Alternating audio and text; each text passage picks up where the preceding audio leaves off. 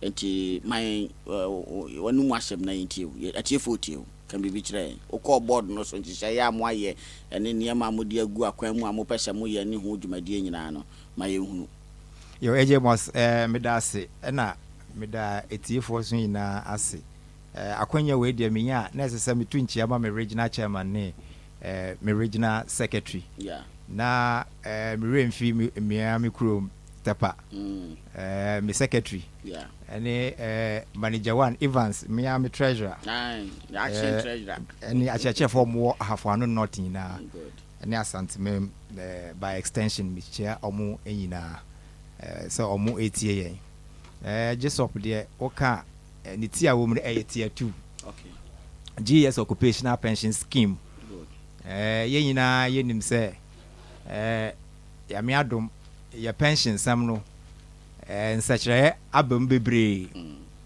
free 2010 and I'm ready by your friend who say at 766 okay and no ne kofa tier 1 tier 2 tier 3 buy na ama GS ne dia na oye no anani tier 2 no your friend no Jesop na ni kwasem ne your call board ne so no yehu say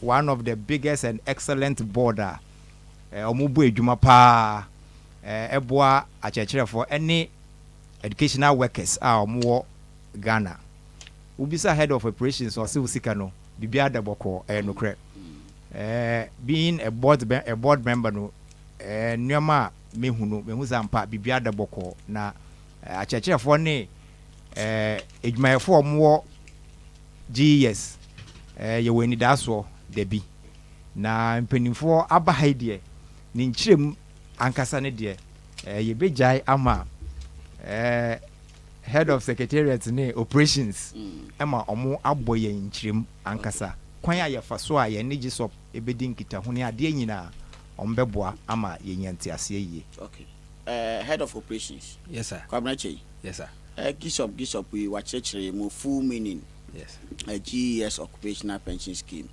no cry any day okay me da say senior my boss Elvis kan you know sesi ano say ka pensions o Ghana de na nkofo pi ni mi say oye adwuma na call pensioner and one say obekọ Ssnit na Ssnit for ama bibi e friend lump sum no ma sa ama monthly contributions eti monthly so a sika bi home de be ma sana na nkofo pi na anim senior Elvis kan you know emra na sesan kakra sesi ano say ka pensions o Ghana emra ehwe so act 766 eno no kire say sesi ano ye wo tier 1 tier 2 and tier 3 eti de na ye Ssnit nkwan de no etwem sesi ano 3 tier pension scheme tier 1 tier 2 and tier 3 Ssnit for free mu kra say ka Ssnit a omo na ye tier 1 and tier 2 ni ye occupational pension scheme a baby a ye represent no enti ne summary ne say pensions asesa kakra sesi a ye ko pensions mu na ukọ retirement a Ssnit for be ma monthly contributions no na wakwajo lump sum e wo tier 2 eti juma na Ssnit for ye no no mo monthly ne lump sum ya chem mienu sesi o mo fa monthly no na lump sum no wabeje wo tier 2 a your friend occupational pension scheme eti ohono na ye represent na tier 2 no so no enye GS for nkwa bibia wo ye adwuma bia no emrawe na ye se odi so wo employer ebetua tier 1 ne tier 2 amount but bibia ye adwuma ne ye GS enti scheme we no onye GS member onka sa tier 2 we ho ba wo adwuma no so be wo ono ane tier 2 a wa join enti this one is just for GS members okay me that say okay head of operation secretariat can be big akrafa ho na fe ye hwe ne yebeko senior kwabna kan no I think say the only addition we back can say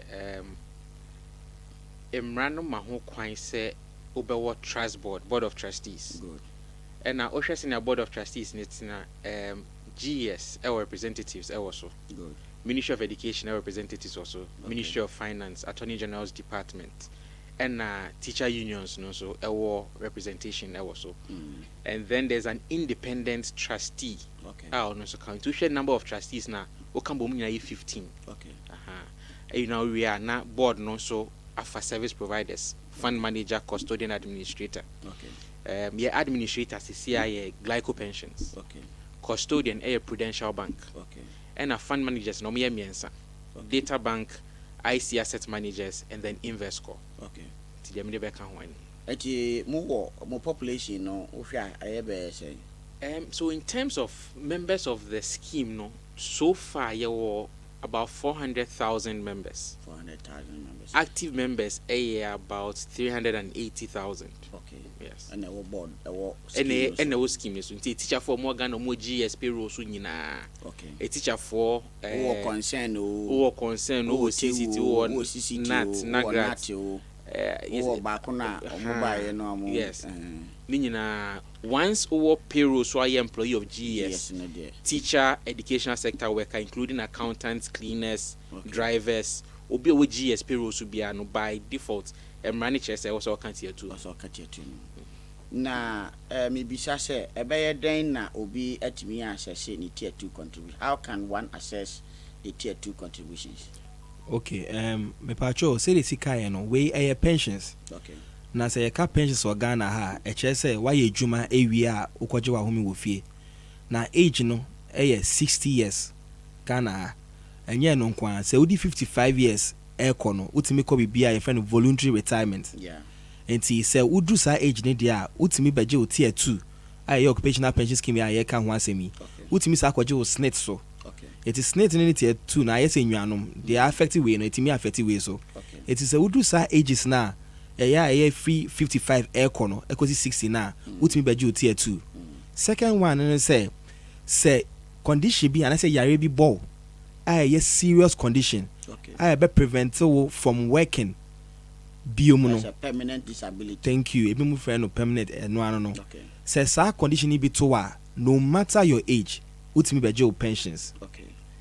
There also no say obi free ma obviously enye the way free never be sika no yeah na ebusuafo ana say ne nkofo or list omo say mini ho a yemfa sika ne ma we no omo timi be sika no eno no omo ntwen ma yemfa say nkoti asanka we di 60 na omo ba be sika no owu ya omo timi process e beje tier 2 no ene tier 1 ni nyina okay and the last one here say ne oni GS for ye adwuma na echina ujai ebe johnny bibi say Angel FM eno no emra ma ho kwan say utimi transfer osika eko because angels will be wo mutie 2 a omo join okay enti emra ne ma ho kwan say ubetima transfer osika na akọ join angel sa no retire only GS for any hwe because all kon o ka say yen first can ndi wechi okay eno so no yen first can nhwe onsem ya ka say wo fa koma angel for en ka pi na enduro okay ebe from one trustee and say one scheme to the other. Nti sa for win penna a bit mama scan a movie. Okay. Aside way no emra ma ho kwan e wo bibia sa. Eji say me wo GES na me call CTAG Colleges of Education and na me call PUTAG. This time cry some munye PUTAG bio. Nyina UTAG na me call UTAG. Eno no metimi a part of Kisop na say just me de me nyina akọ. Because your teachers ni bia ebinom move ebinom upgrade omo upgrade omo move from GES eco CTAG eco UTAG this anchor for no more contribution no ewo gisop no say no omo no obede na omo saka na omo bekoso ato members ana say eba teaching ejuma ya me start ejuma me hu say unions ne edin edoso pa say me cheche ma we no for teachers are more joining GES from primary to secondary tertiary for no encounter almost wo mo tier 2 a omo dom and he say me gidi say dina bobo put tag ne you tag ne ade no say omo kan sa group of people where me kan ye dia omo be kan but so omo ye outside from primary to see SSS dia any almost be wo scheme a omodom okay nti eno no say wo kwa emra ma ho kwan say obetima transfer sika no okay ade akọ scheme fufo na okay na ensi wa say one transfer dia any o retire there what GS no ba beje Okay. na was age new one akọ join ye no Okay. but say o transfer there any only GS any hwe Na just say the ye can lamp sam no ho asem. lamp sum Sika for pudu tier no a. 2 Ya de ma waje se wo de koko bottle kese de bi na ebeswa no eno ho asem na ye kan. Yes sir. eno ano no Okay. Na Ssnit de no be ye bosome de a ya de be me ma wa kopim se wo be wu afra asase so. Se sa na ho no te. eno asa na tie ba ho no line kakra bi wo ho. Okay. Ssnit for there no say udi 75 na say unwu ya ese wo do ho ko kire no omuntu aso ntua ese ombe azumi say we film eti any difference no ombe tua wa ati ube wu but say udi 75 there ese wo do ho kire say meti asem nkoso ne tua me Ssnit mo kra agia tum say udi 75 life expectancy no ma pegin wo ho also wu. Ti se unwu ya fa ho kire no omuntu aso ntua yamfa ne say obi a retire na o retire no we ni 75 we free mu mu obibi a omo obibi omo be ma de chikafo ana yes Ssnit for yes Ssnit for pacho Ssnit ebra time omuntu a obiem say we di 75 na wu ye and above but say wunya ndru sa 75 na kakra na aka no omo formula bi omo de calculate lamp sum no e de ama wo beneficiaries and also wo ho but ye de ne de enye 75 or retire ye de nyina bom ye ne baako na wo de bottom na besoa so no be bisa say upon retirement no can I withdraw all or part of my tier 2 contributions? Okay say o retire emra say beji ni nyina enti minimum tia obi bebusa say obeje kakra o retire dia beji ni nyina lefa ko mintimi nka say me ana sika no aye me dia ma retire there but me pese me koso ane mo ye adwuma enti me gibi eno so me dia ye ma dia aka no mo ma ne ngo ho kopem bra me a me fi say afedie me hia me ba beje cause obi wo ho a na opese odi bi gya ne ma ana na busia it's open kakra okay eno no emra kwan da ho ana emra ma ho kwan sa emra ma ho kwan nti ohwe pensions act na a room for what we call an annuity, a pension annuity. Okay. And it's a medi 55 and I say medi 60, 55 voluntary retirement and I come naturally and I say mandatory retirement 60 years. But me pese meji misika nyina because meji nyina ha na makodi amanasa. Okay. Inti emrasi sika no ubetimi age na de akoto insurance annuity. Okay. Annuity ni chere say bosumi bia na insurance ne be ma kakra. No why wo dia check out how far. But say you find say what insurance annuity now free ma difference na aka no insurance ni betu ama o yere no mani wabusia. Okay na as obi su bisa say why no betimi a contribute to tier 2 is it the employer or the employee who contributes towards the tier 2 is it the employer or the employee why now betimi a yes a contribution ni work this support is it me ankasa na ya fa madwuma no ana ne o fa madwuma no ono wo de sa contribution eto ho mame so o hwe emrana total contribution to tier 2 no contribution from the employee towards your pension no 5.5%. Okay. But but tier 2 nima na 5%. Okay. Na 0.5 no akoka employer ni 13 ne ho. Okay. Na Ssnit age 13.5. Okay. Ssnit so di bibema national insurance, national health insurance. So mbemo 2.5. Exactly. Good. So effectively Ssnit holds 11%. Okay. But tier 2 no 5% of your contribution. Okay. Into for simple or simplicity nyanka say employee no any to 5% na cost Ssnit no. Na employer need to 13% na e tier 2 tier 1 no na 0.5 no akoka ho wo ma memra bio a share ha no tier 2 no 5%. That's correct. And no na ko gisopo and the bagi support and 11% no e cost Ssnit hona de bosumi bia akokra me kofi a bosumi bia me fa me last born no adi machi so yes na onkwaje ma me in fact anu ka Ssnit betu ato bank account me te hu hia so obekọ ho okay processing no and also do ho kwakire okay by ye processing is different kakra ye de no answer fill form na no was scan Now what's happy abre office hono. You be process BB ama. Oh, okay. Now my employer no bet me assess me tier 2 nana. Can my employer assess my tier 2 contributions? Emrama ho kwan debi. Emrama ho kwan employer. Won say senior pensions law net no. Ahyehyɛ senior sika no ye be invest no from contribution to investment. Withdrawal of me as an individual pension fund no can only be triggered by me am a employee na sika na media. Okay. Me employer intimi mfa nisa enka sika no. Okay. Aban intimi mfa nisa enka sika no. Okay. The only way I buy any access to tier 2A through government of Ghana securities, treasury bill, any bond. Okay. And no investment, I man for so. Okay. And one crack be at me to be. Office be at me to be. Intenya say be a buying before sika ko ye bibi. A investment and a pension fund no. Ye. Say be a binyam for so ama wu nipa no. Na ye den na ebre bi a atwa mu no. Ye ni aban atwen da rare wo se sika yi ho an sika no ema. I knew it. Temporary TPF asem now. Yeah, the T sika no enim say ya timi sika free me pay slip no so de. Ese se cost a fund no. Say de be ya me co pension am nsa be de me nsa be ka me sika. Ama won say we have forum 12 labor unions no you declare home strike you did do krom ya. Be pem de no kra na ye say o some months be about 80 months. Yeah, say sika no emeto ya account. Mami cheche mu mai ni because ewo teachers no we Saban be afi sika be pem no mo fa sika no. Let's get some clarity on this. It's very interesting. Okay. So Pensions Act reinforcement no. Yeah, papa Dr. T Bediako. Okay. And a chairman of the commission now for President Kufo. Yeah. SET. Yeah. Now, Dr. T Bediako muri o medjumana o modema President Kufo no. It became effective on the 1st of January 2010. 1st January 2010. Okay. Patrol obi antros dates into bottle and here.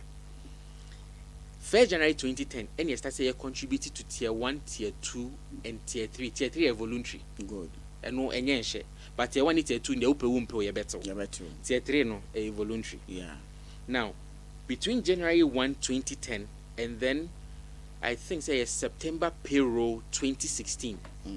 Nasikani nyina ye jiskana a core special chest account be mo. Good. I find it tier 2 account. Yeah. Into Tratra Ssnit tier 1.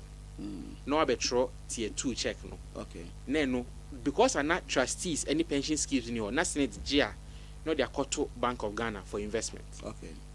Now, in 2016, government released those funds, starting with private sector. Okay. Then public sector funds were released. Now, in releasing those funds, no, GSOPs, yenyaye there effectively, if my memory serves me right, it should be somewhere 2019. Because then again, forum ebemu to discuss interest rates, no, any repayment modalities, any BBR. Yeah. As we speak now, all the 5 public sector schemes, Omosaka Omusika, TPF fund, Omosaka. Yeah, abanu O and 1 CD cra. Maybe all the apnya. Okay. Omosaka Sikano. Omosaka data na account say Kofi Mensa day 2,000. Okay. Ama Mansa day 15,000. Okay. Kweku Menu 12,000. Okay. Yesaka sa data. Okay. Ya ye reconciliation a confirm say sikana aban de buy no. Any din na be buy no e match. Now among the 5 public sector schemes no, you realize say Nkrofobi ekofabia bintebi or GES ni sikani bi ko Closag. Obi wo health sector ni sikani bi ba GES. Obi wo JUSAG ni sikani bi ba. So there's that communication. 5 public sector schemes no.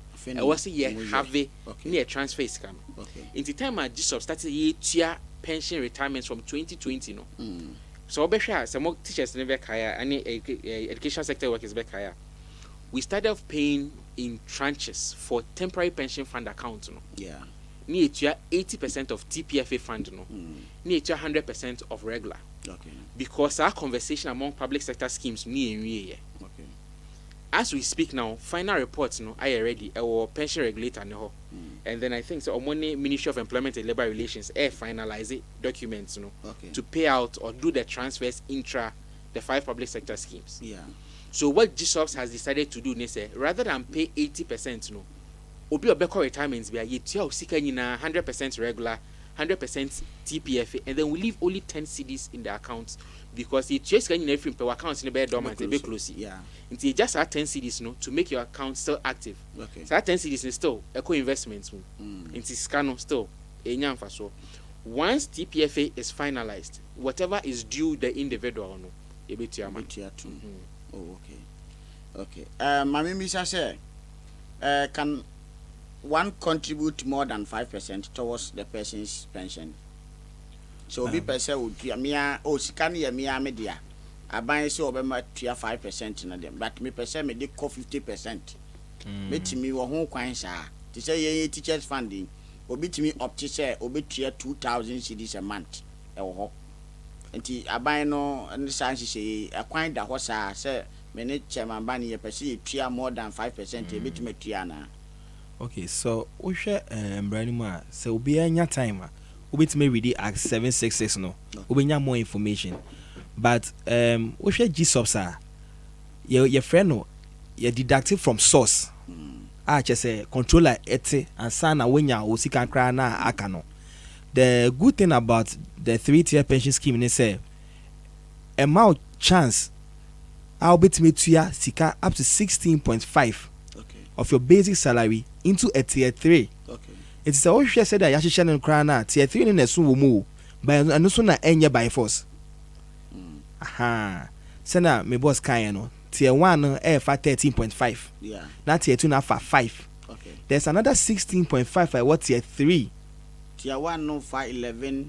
There be one say 2.5. Say you tia there you tia ni cost no more me. Okay. Aha. And as of the point I you tia ni there. Ni na cost no more 2.5 no. Akon national health no. Aha. But tier 2 ni 5 pe. Okay. Se o pese o ye mo a advice I am ma members ne say mpacho start tier 3. Okay. Say them see kind up to 16.5 but enchre say obi abe 16.5. Okay. Your members be or ye 10. Okay. But funny chair say member name pa 16.5 ho. Okay. Aha. Okay. And then optional obewo. So pese o ye mo a. Okay. No kra say members be ta ka say sikanisa. Esa because indirectly no salary ni esa. Yeah. Because 5% of whatever your salary is. It is a wo share tier 2 na 5 na ba na wo beje lamp sum dia. Advice ni say ye extra say the kan no. Okay. Na en fa na betima ye extra no eno ni tier 3 no. Okay. Advantage ba ko no so say ade a ye kan nyina tax exemption. Meaning say obetimi di scanner ko share tier 3 ma untua tax e wo so. Yeah. Ye nyina nim say wo ye adwuma wa Ghana ha dia utua income tax. The only avenue a obetimi di ska bia ko share baby a untua tax e wo so. Tier 3. Correctly and say legally tier 3. Okay. Ye kan wa semi. Okay. And you say no. Mustate Etiama, your members na retire. Mustate Etiama mu 2020. Your 2020. first batch it 2020. 2020. As we are speaking now, no. Omo retire nyina mo Etiama omo. Minti min ka say 100%. You tell nyina. Okay. Reason in say ye betua ejina members na nkasa so. Mama example. Ye won mami bia or retire. And now the forms no to say them boss can or fairly clean form and or submit here. Yeah. But any clean form ni kwa. E say what the forms be kika ho a e beti mama ya process sika no. To say ID card, to say letter from GES. Okay. To say Ssnit card, any sa documents no. Say one fan kan ho a what any clean form no e be pende. Patriotic I say. Yeah. Enti mama ni say your friend no say oh auntie, what do clean form about one fa documents e kan ho no. And fan count no. Be 3 months na ma meaning send here. Meaning say 3 months ni nyina no. O form ne da ho a yem process here. Ha enti na make say enti me ka say 100% because sa issues we no p e wo ho. Say o submit no many nyina dia by this time you tua. E fa hen no mo submit sa niema na o kan ho asem. Office ben no be submit sa niema no. Okay, mpacho ye hwe structure na say na ye cheche mu no. Yeah. O hwe tier 2 na ye wo board. Okay. Any yes our administrator. Administrator in chess on na ye paperwork ni nyina. Okay. So be fill form. So be say ye process bi ma wa administrator. Okay. Administrator ni ye glyco pensions. Okay. So o submit form emma glyco pensions are correct. Okay. O submit form emma unions. Okay. Offices say or mun pushing ma glyco for na correct. Okay. o submit ma baby am ye adwuma no secretariat so a correct Okay. but ye hu ye ne say members ne submit call any other officer to say unions na ebi ho a check ansa na edru yen office and I say glyco officer on me process it in CC and ye ne simple say unya form and say unya paper bi a person send my dia advice ne say scan it na WhatsApp my me sure say be my kwan ya my ejija numbers Yeah. say members person mo send sa documents ne my obetima scan it na wa send ya my and the wo be hu say wa na wo send my Okay. enko ye say wo di command union na papa no ti union also twen ama aye be 10 and san wa send ama secretariat no nti advice am won nti ebeja numbers me sure Head of secretariat. So be retire forms ben NSS or failure. Now forms NSS or failure no office ben will be nya sa forms no. Okay. Because ya na your teachers know the omuti pempem as where to go to get the forms. Forms no or retire a form back open now feel you. Okay. Your friend claims form. Okay. Ubenya no office ben. All the union offices ebi wo ho. Not offices. Not all the NAT offices. District office be ebi wo ho. Okay. Now we've also made it very simple. So call your website gespensions.com.gh. Oko our forms will help me download. Okay. No print it. Okay. No fill it. O fill it we are o do phone, o scan it. O the other documents no account. Documents ni documents ben documents. Say o share claim form this one. O won say who say ya share forms are retiree no also they can first amongst them a letter from GS confirming say local retirement. Okay. Because Ghana the only person that can retire you your employer. Yeah. It's employer letter no confirm is local retirement. And then a copy of pay slip. Yeah. Any Ssnit retirement form no. What's a Ssnit so called amount printouts be. Yeah. And no. And a valid national ID. Okay. And no. What's can this anima for year? What's send it on WhatsApp Okay. to your office and now could your union office and I say what they are called glyco office, glyco pensions office. Okay. Near process I'm 90 days. And so Elvis, your boss, any other board members there be once Obia submitted BB a year correction within 30 days, Janica. Na menu ya won krofo a o ma submit o mu bibia pepepe by 6 months no mu sanka musika. And no funny say Last week I had a lot of complaints from Bekwai, from Atuma, baby. Maybe phone lines not to no, it's possible. I mean, it's not possible. It happens. Meet me at Yeah. Into most of the delay is due to delayed contribution. Into if I say my core retirement September, my fail informed the aba. Say I buy and transfer September payments in my. I also me try my September ne beka home and sana me tia usika ma. Into no a number one course. And no question they say, yeah, members ni bi wo ho form no fill no. Why mistake was so number no there to so obe fra on fa. It is a fill form na mistake was so I say just say be fra. Now wa correct form no yen fa correction fluid enye. Yen cancel. Inti form no na was all fill for now de ba. Obe fra nipa na fra on fa. Meaning bi no mo twa kwan ko glyco office wo. Mo twa kwan for be over 6 months no mo sanka musika. Wo mo antwen kram, wo mo do wo ado wo ho aba. De nti na bepem ne no sa nkrofo ni nyina yintu omka and then no be monthly delayed contributions no for 6 months. So as at today we are in delayed contributions from November. That's 5 months. November payroll. And teacher say obi a or retire free November be sin ne nyina. I was say a nkrofo ni nyina claim ma wo. Sabe pepe. Ayasemo. Ebe de na sa nkrofo we ni mu nyina no matimi survive. Because you see no yet ne lump sum no akoto sa G-shop. That's correct. Ebi wo kra wo si ni fie aduru baabi. Wonim se okwaje ne lump sum no de abebo fie ni so. Na wo wi a waye den akotena ho. Bepem ne no. Ebi de aduro so. Okwaje ne lump sum 6 months se June so a na 7 months. Sankofo ni nyina sanka o musika. No crap. Na dia wo mni se sisi ame no ka say board esigina ye bi ene mpanimfo edi nkita ho efa sa delayed contribution no ho said de be ya controller te ya won se wo kan at 760 na o say ka pensions kan de wote a ese se ache wo hwa ese di 14 days nti after 14 days no so wutua kra na esenka wutua with interest. Okay.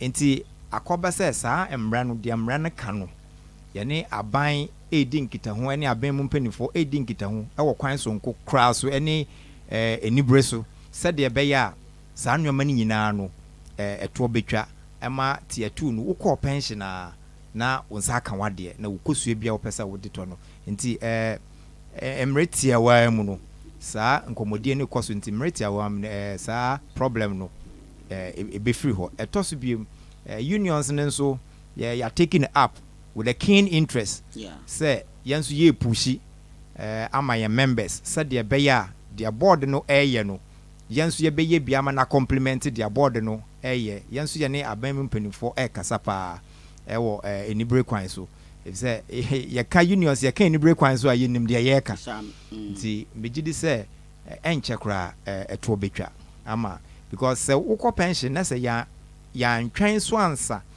ema wo contribution amba na ye ntua wo ka say esese winya 5,000 because of contribution emba nti na bia wakwanya 4,000 eno no echire yansa wasan akokora wasa afapma akọ office fufuro bi anasa wako baby asan akọ fill form fufuro bi agi wusika de aka eyesa eha adwen eno nti ena esese secretariat no ene administrators no twentwen so ema wusika ni na aba ansa yetua ama oprekope mitini ya head of secretariat can say 14 days esese wusika no eba scheme no ho eyamra no enye and in practical no entisa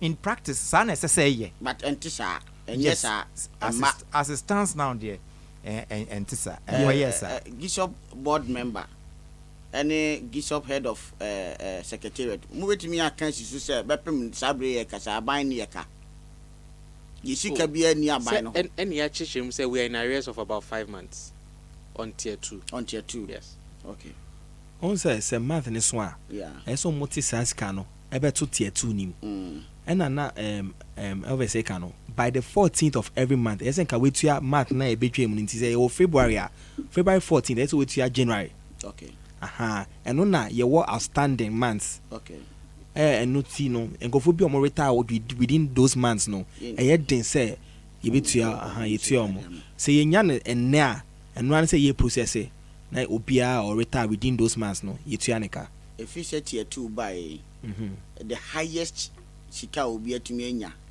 saying because say Ssnit nye Ssnit nye the highest tier 2 na beboa yen the highest value obia nya free tier 2 what you saying is about 45,000 from tier 2 now all rank ben wow I mean the because minim say obi e deputy director obi retire as deputy director onya 16,000 and a free Bishop okay ma mimi sa nipa no first me point 16,000 okay first you know di kama no 9,000 okay and we be kunto kwa kese pa o glyco office wo boy hu twa hu kwa kunto kwa kese pa ansana we release na mi 7,000 na mi true mu say na say the we pension paid no na me ba o so me ba the pension na wo gi ni sika na bomu no mu tua no mu bu no tot okay what can I say me no din come say TPF you 80% okay and e betua be can difference no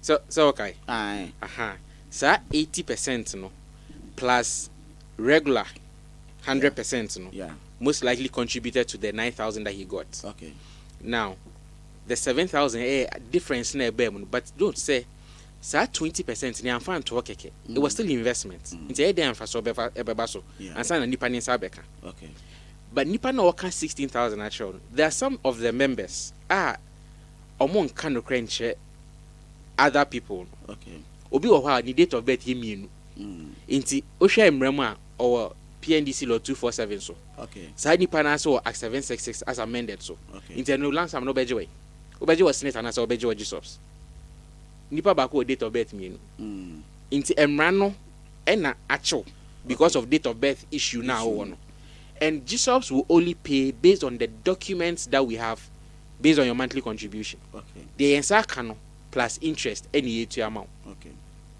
It will be also a bebano. In fact, over 247. But because of amendments now, once I say 76 is as amended. Yeah, as amended. There's an 883 or 833, which is part of the amendment. Okay. Because Osha Imran, when it was passed in 2010, the first batch of retirees was supposed to go out in 2015. But you share or more computation now. Next kind of benya as lump sum never form. They are buying HNG and the push code 2020. Yeah. So increased or more threshold. No. Now what it meant was that the first batch of retirees from tier 2 was effective 2020. 2020. Yeah. But because of the changes, no, there were some individuals on PNDC law 247 who would still get some 1% with us. Okay. In tier no nkophobia obeka say apply for tier 2 onya 800 cedis onya 1000, but on can recurrent show say Ssnit emma lamp sum. Okay. So okay. On sign can show say Ssnit emma monthly pension. Okay. But he or she is just complaining say oba tier 2 nkitu ebi ne demand. But obisa say na Ssnit emma say no aye din eno de on can show. We were Ssnit in us or 6,000 as past credit. 6,000 if we Ssnit. And obey 16,000. Okay. Free. That's 22. Yeah. That becomes 22,000. 22,000. To be our deputy director no. Waji 22,000 as okay. retirement. Question I maybe say before single spine is salary scale net saying. See, that's the part we always seem to want to conveniently near the 20 and the end can okay. Single spine buy and they improve your conditions of service and your salaries. Okay. Kwabnai cannot change we say tier 2 a 5% of your basic salary. Yeah. So my basic salary a 500 cedis 5% yes. 50 cedis. No, it's less than 5. It's less than 50. Yeah. 25 cedis. Yeah. So if your salary is, let's say, worst case scenario, 1,000 Ghana cedis. Okay. 5% of 1,000 ASA. 50 cedis. 50 cedis. Yeah. Would you have 50 cedis for 1 year? 5, 12, 60 ASA 600 cedis plus interest. Yeah. Interest, no. The philosophy is to make sure that we beat treasury bill, to beat inflation, and then do a markup on it. So let's say even inflation was between the last number of years, 15%. Now me return it 20% more. I've beaten inflation by 3% straight line. Yeah. Which means you are better off. But no credit say 5% no.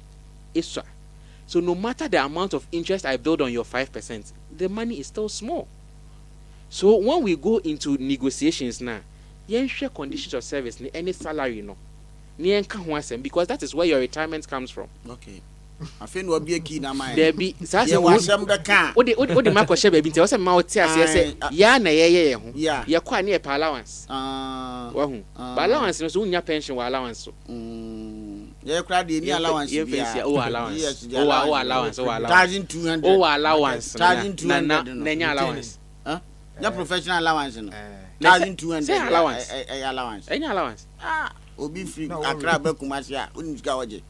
Mami fa we sun kan o say members p na omutimi de omo compare other members of marital say me share papa we ya onu nya 20,000 me so me retire me nya 20,000 yeah pensions no enye sike bi e da ho yes say odi 60 abeje yeah wow salary no 5% and then dey aboma from 2010 to time about retire and then dey ma yeah it is o ka so eswa ti said me boss kan na che say salary na ka say so ti wasem kan na make kan say ni aba no taso na ya ketua na yantum akese man say be ya pension be nya sika kese dia kofie say e kosra 5% so be kosro chief mami say o ni panda be no be deputy director what that rank no for about 8 years and son retire 8 years yes and son retire yeah so but one retire here be then one no can oh they my yam boom or retire be 2 years ago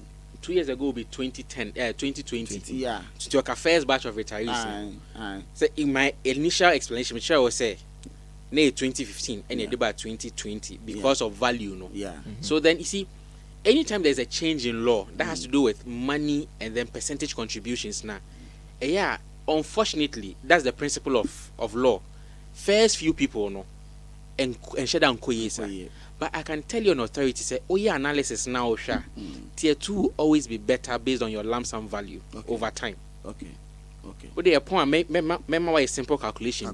No, actually, you will see the value in it. Okay.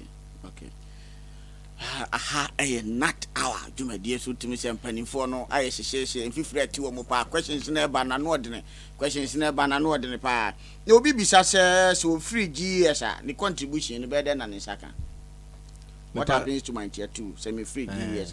Pacho M say ya bosso crowded that say who free GS two things either say who free GS we a Jumaye or retire. And I say who free GS akọ another employer. Ni me enu nyina no the different conditions neighbor. Say who free GS na enya retirement but oko join another employer. And na make say emra ma ho kwa ma wo transfer. Okay, we see can the call. Aha, and no just only 60 years no. Yeah. But say who free GS because we retired there. And run say who fill claims form na ye kan na. Now the documents na ye bobo so no. Wo ID card, letter from GES, wo Ssnit card, copies, and a national ID bia. Yen kasefa national ID is now winning in a fabra ba kope. Either passports, drivers, ni na ye national.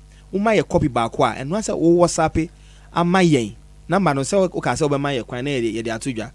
Eti o WhatsApp ma yen a na ye de akoma glyco omo ye administrators no.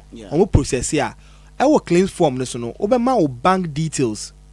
Ya processing ni nyina ewie no na ya transfer sika no akọ bank na ochro wo paper no so no aha no so the issues bi ba ye won krofo bi a omo ochro omo bank details no kra omo timi mistake eti like processing ni nyina ewie no edu time e be transfer no obo na bounce na one short we bi ka say the data transfer it's information now the ma ye won paper no so no mistakes e wom eti advice am dey ma members ni say o person ye bibi o fill form a pajo to boase make sure say bank name na o bank no make sure say sa din na obetro paper no so na ye transfer and bounce aha okay issues in the p wo ho ye ka say ye be kan e be che ye be say hia mo bio because I have a lot of questions man for ABC I say me dey ma mo na munya daji church because I issue a ye not say aso ye pa complaints are nya some ketwa because there was a time cry no me nya a lot of complaints I know say me call glyco